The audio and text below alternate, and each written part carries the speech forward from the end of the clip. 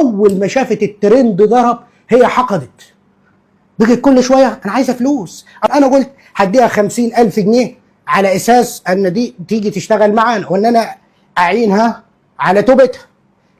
الموضوع ما شاء الله توب وكل الناس شافته.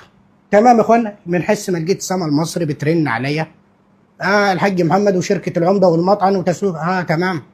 طب انت صادق؟ طبعا انتوا عارفين ان احنا صعايده ومش هنرجع في كلمه.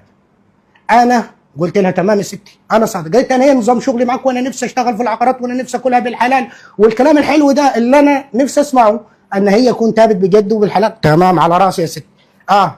قالت لي طب ايه نظام الشغل؟ واشترت اللي عندي كله على اساس انا هتقول لي ايه؟ طب خلاص انا موافقه اشتغل معاك بس انا مش عايز اظهر ميديا خالص وكده. كده معنى ان هي مش عايزه تظهر ميديا خالص وهتستخبى، انا كده بعينها على الاحترام والادب والكلام زي كده، بس هي هتخسرني، انا مش مستفيد حاجه منها. لان انا ما اجيب واحده كفاءه، تمام، ما اجيب واحده كفاءه واديها نص المبلغ ده هستفاد منها اكتر، بس كسما المصري وهستخدمها كتسويق هستفاد اكتر.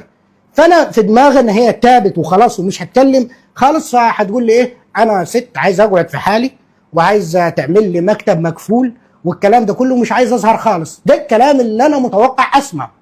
بس اشترت من عندي. قلت طب وانا حاجه فيصل وانا الناس لو شافتني؟ قلت لها يا ست انت طالما تبت انت وجايه تلبس نقاب وتقعد في اوضتك محدش يشوفك محدش يتعامل معاكي الا ان كان في عميل جاي يخلص معاكي ديل او حاجه زي كده.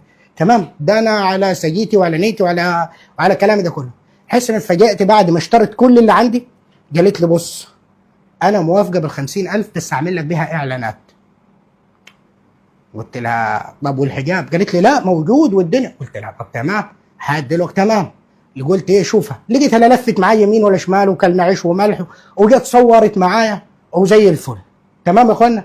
والمفروض اللي خلاني انا اطلع، انا على فكره مش راضي اتكلم، هي خانت العهد اللي بين اول ما شافت الترند ضرب هي حقدت، بقت كل شويه انا عايزه فلوس. انا طلعتك قلت لها لا يا ماما، من هي وقاعده معايا هنا، انت ما طلعتنيش ترند.